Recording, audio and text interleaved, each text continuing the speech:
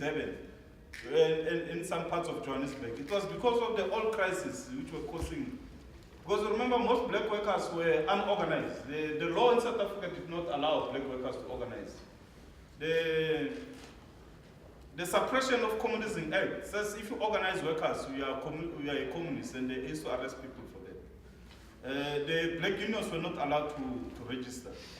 Unless if you formed what you call parallel unions, which were attached to white unions, a white section of the trade union, then you are allowed to operate under a white union. Then it means most black workers were not under union. Then in 1973, there were this wave of strikes. And as a result, most students, activists, and others started organizing black workers they started organizing the benefit societies, to offer medical aid as a form of organizing the unions. And then most of the unions which formed NUMSA, like the Metal and Allied Workers Union, came from that wave of strikes. The state tried to repress those unions. In 1975, they banned 5 of the NUMSA organizers who were working, the metal organizers who were organizing. But the unions prevailed. And in 1979, the state then recognized the black unions. And they passed a law in 1982 that allowed black unions to register as trade unions. And then the black unions used that terrain to consolidate themselves and start organizing. And started forming federation. Then in 1985, the Congress of South African Trade Unions, which is known as COSATU, was formed. And they had the policy of one union, one industry. And from that policy, 2 years later, in 1987, NUMSA was formed after the merger of 7 unions. We were formed at the height of apartheid, at the height of repression. And we were very conscious. When we were forming the unions, the independent trade unions were very conscious that the state is not kindly to unions. In fact, they tried in 1980, they started trying to push a labor law which was going to make it difficult for unions to operate. Now, when we formed the unions, we're always under the illusion that sometimes later the apartheid government is going to ban the unions. And we knew from 1960 to 1970, remember, most comrades who were trying to organize were killed in prison, in detention. And we said we need to form unique unions which will resist any form of repression. And what we did, we formed a very strong shop structures on the shop floor. Because we know that if you attach ourselves to the production, if you can control the production, you can really wield power in South Africa. And we organized very strong shop swat at the time of the repression at NUMSA. COSATU had almost, I think, more than 20,000 shop swat operating. Because we were thinking that in the event that we were banned, but the organization must remain, even if the name is gone. And that's why we're putting a lot of emphasis on those shop swat, that we need to build an organization rooted on the shop floor. And that's how we build this shop swat structure which Comrade James was speaking about. And the shop swat structure still exists today. And it's one of our main strengths that we need to have, like NUMSA got 6,000 shop swats who are active on the shop floor, who are in contact with members, who are able to inform the head office what's happening. In NUMSA, at the moment, we are organized in 4 major sectors. That's engineering, which comprise of metal, steel, electronics, in the auto sector, auto parts, the tire manufacturing, we are organized there. We have recently decided in the Congress at the end of last year that we will also organize in mining. It's a very difficult decision. We are taking that decision. We took that decision at the Congress. In the chemical sector, the construction and transport. I'll come back to those decisions. The principles which push us to survive apartheid said the union must be controlled by workers. It must not be a bureaucratic union. That's why we built the shop swat structure, the strong membership at local level. But remember, our shop steward, they meet every week in a locality, like in this area. They meet every week from all the companies. All shop stewards will meet and discuss their own issues. And that's why we were able in the 80s, when they were fighting the apartheid, to bring in community organizations and students into those meetings, where they meet with shop stewards and strategize together how to deal with, especially when we're taking general strike, which we used to call them stayaways. But the other policy, the policy was workers' control and democracy, non-racialism, paid membership. We wanted to ensure that the comrades who take decisions in their companies are those people who are paying to the union on the shop floor, who are ready. And that's why we issued the issue of paid-up membership. The issue of international solidarity was one of the issues which we never lost. I mean, we benefited very much from international. The issue of that the NUMSA is a political union. We never, even during apartheid, we said the union is a political organization. We reserve the right to take up political issues. And that's the standing rule even now. Even our shop steward, our members know that this is a political organization. Not that we'll contest office, but we'll know that we'll take up political issues. We also, under apartheid, most of the Boers or the white people, they can't read very well. There was a hidden message in our constitution that we will fight for socialism. The way we put it in the constitution. But it's still one of the issues which NUMSA commit itself to fight to defeat exploitation of men by men.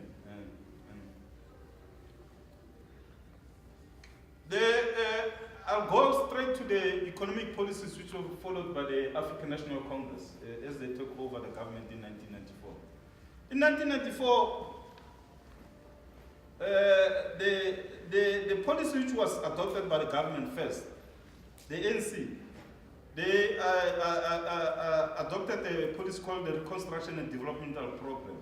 This policy was constructed by workers on the shop floor. We had workshop meetings to construct so that we have an agreement with the ANC that as soon as they take over, how many electricity lines they're going to put, how many streets they're going to construct. We had an agreement. Some of the comrades were not very happy in the ANC, but we said, no, we can't give you a blank check. We need you to commit. These are the issues, to have a signed agreement with us. And the Reconstruction and Development Program was an agreement between ourselves and Labour and the ANC. This is the program that they're going to follow as soon as they take government. Because you know, most comrades, when they go into parliament, they forget about us. If they tell us that we are one among the millions. And this was one of the things. We said, no, we don't want a blank check. And the Reconstruction Development clearly set out the socio-economic issues which the ANC was supposed to embark upon. But in 1996, the ANC abandoned the program. They had pressure from the multinational companies, from Western governments. Remember, the ANC also inherited a bankrupt government. Remember, during the struggle, we nearly destroyed that economy. I remember when they arrested Comrade Moses Maikis, which some of you comrades participated in the campaign. Every time he appears in court, we used to stop our companies. We used to take workers on buses to court. That means if he was appearing every week, we will stop every week, everything. We nearly destroyed that economy. And when they arrested our shop steward, I remember I was an organizer in one of the areas, Roslyn. They arrested 10 of our shop stewards. They put them, and they put soldiers inside the companies. But that evening we've stopped all the companies. We demanded that they must release those shop stewards. The companies responded to us by offering lawyers. They said they didn't know, but we said no. But this police who arrested us are white people. You must know who are these people.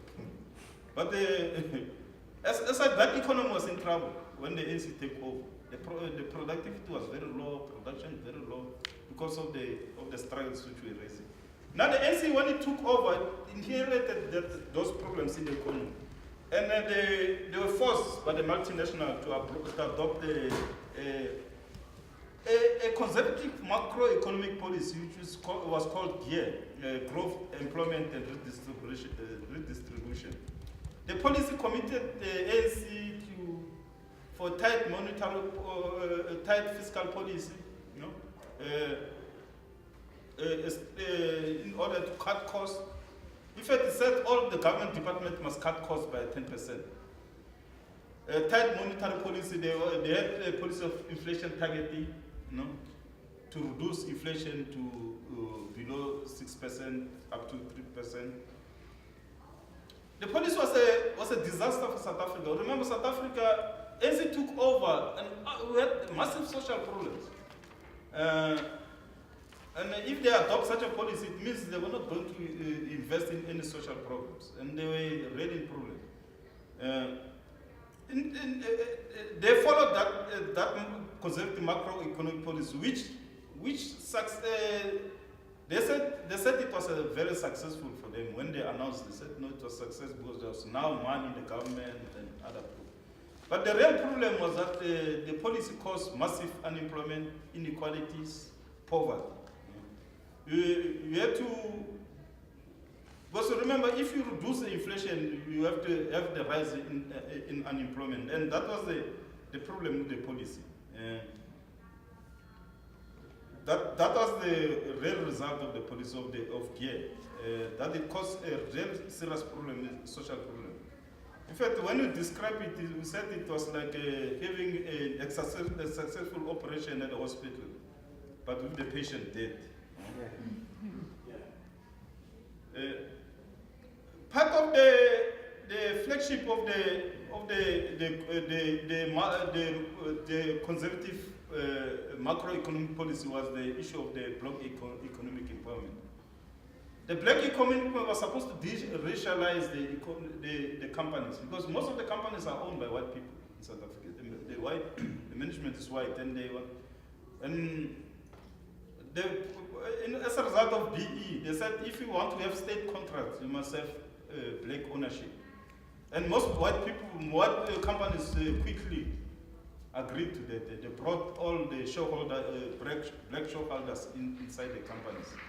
And that's why we have now comrades like Comrade Cyril Ramaphosa, was a mining general secretary. He's now a big mining shareholder. There's one person called Petrus Motsepe, he's now a billionaire. You know? It was because of the black economic problem. Most white business offers shares to black people. There was also an affirmative action policy. The ANC also adopted other macroeconomic policies like NDP. No, the first one was the ASGISA. It was an accelerated and shared growth initiative for South Africa. They are working under a policy called the National Developmental Plan, which they said will follow for the next 30 years. But all this plan, in terms of the financial, the macroeconomic policy, the fiscal policy, is still the conservative approach.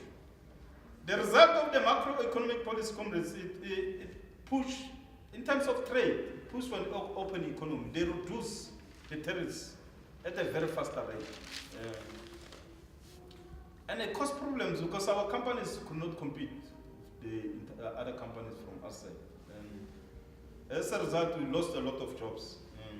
It relaxed exchange control. Most of our companies started moving to London, to Australia, to register in the stock exchange in those countries.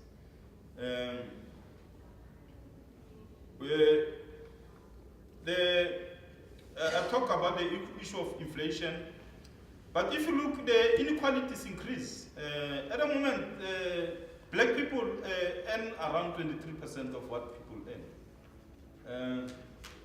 And in 1960, if you look at 1960, we used to earn 20% of what people earn. We have not moved very much. And our calculation that if in the way the things are moving in terms of the inequalities, if you want to cover to earn the same wages what people are earning, it means it will take us 500 years. One of the problems of this macroeconomic policy, they reduce industrial capacity. Most of the capacity in manufacturing, the manufacturing was almost 30% of the economy. But now it has gone down to almost less than 16.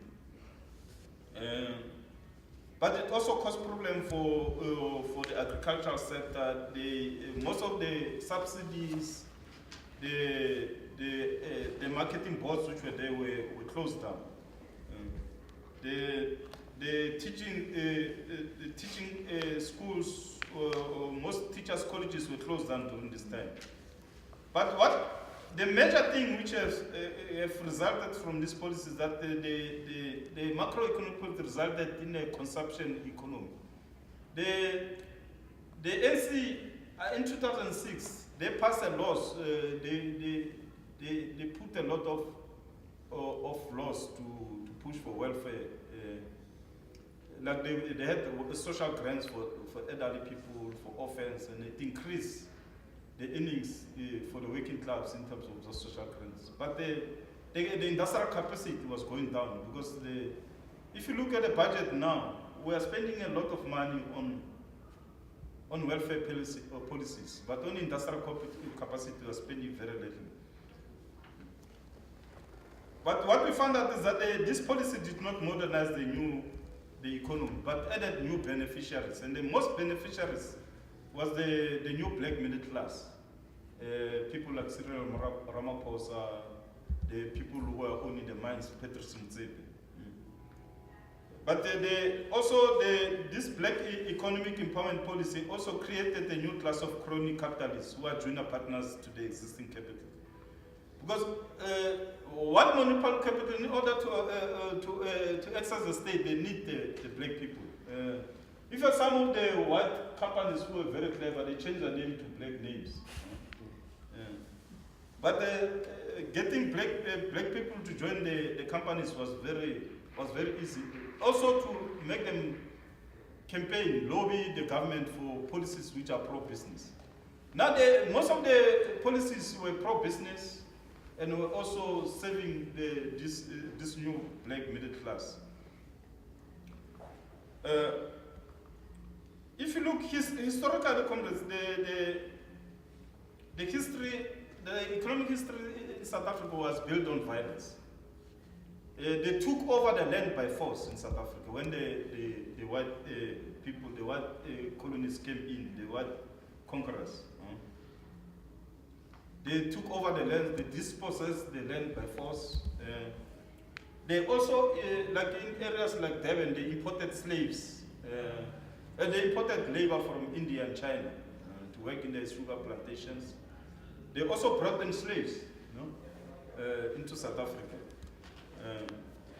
But during the agriculture was built by the British in South Africa before the discovery of gold. But when they discovered gold, they destroyed the peasant agriculture because they wanted labor for the mines.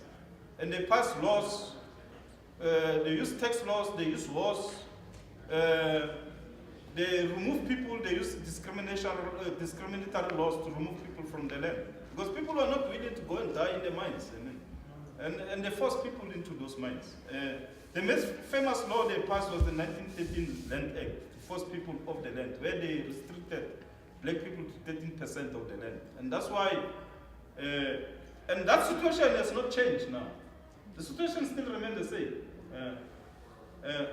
But those British, mining companies are still very powerful. And the NC, what the NC has been able to deal with the working class organizations and the Communist Party and everybody, they've not been able to challenge those mining companies to give up on their powers. And the situation, and the mining companies relied very much on cheap migrant labor, a collapse peasant agriculture, so that they're able to service the labor for the mines. Now, the dominant mode of production which came out of these macroeconomic policies, this consumption-based model, which is based on welfare policies and a rising middle class in South Africa.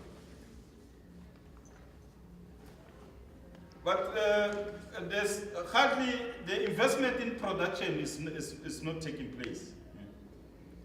And what we are facing in South Africa is that the imports are more than what we are exporting. We are exporting cars, clothing, milk. We're exporting chicken from Brazil, beef, cement. We imported cement to deal with the World Cup because we could not even manage to supply cement for the World Cup. And the main beneficiaries in this economic system, I mean, is the black bourgeoisie, which is rising. But this system is causing a lot of problems in our townships, in our poor rural communities. In South Africa, there are almost 35 protest actions taking place in the factories, in our townships every month. In my area where I stayed, we had a protest action, but in my area we had many protest actions against lack of service delivery. The last one we had in January was on water. They were not providing us with water. It was a very funny story. Because they've outsourced the water delivery to black companies, and always in December, in fact, we spent December without water during Christmas, and in January we had to go on a protest action. The police killed 4 people during the protest. But it was linked with the corruption in the municipality and all this problem which we are facing with these black rising companies. Now, the number of protest actions are rising. In fact, they say since 1994, maybe we have 12,000 protest actions. There's a lot of strikes, workers dealing with one of the policies, the labor flexibility, which have been pushed by these macroeconomic policies, has resulted in a lot of people being on temporary basis, a lot of labor hire companies mushrooming. The estimate is around 4 million people are working under those sort of conditions, which is a very difficult situation. And people are reacting through strikes and other. There are other things we see that this conservative policies are causing problems within the labor movement. Because people are questioning whether we should continue supporting the ANC or not. And it will result, if you continue supporting the ANC under this macroeconomic policy, it may result that some workers will go against the unions. We might end up fighting among ourselves instead of fighting the ANC. And it's causing a problem even in the National Union of Mine Workers. Why the workers walked away from National Union of Mine Workers? That's because the leadership was too obsessed with supporting the government instead of supporting workers. Now, the social consequences for us are very difficult for us to deal with the situation which we are facing. But just to give you statistics, in terms of the GDP, in 2013 the GDP grew by 1.8%, and we're expecting it to grow to 2.7%, but it didn't. And in 2000. We're expecting the treasury says maybe in 2014 it will grow to 2.7, 3.8% in 2015, and 3.5 in 2016. But estimate that if you want to, the ANC said they want to have 6 million jobs by 2020. And the Development Bank of South Africa says that we'll need a GDP growth of 10% if we want to achieve that. The jobs we lost between 1995 and 2008 was 350 jobs. It was during the time they were opening up the economy. They were lowering tariffs and and between 2008 and 2012, because of the financial crisis, we lost 258 jobs in manufacturing only. Now, for us, as NUMSA, we are seeing that situation is a very, very difficult situation.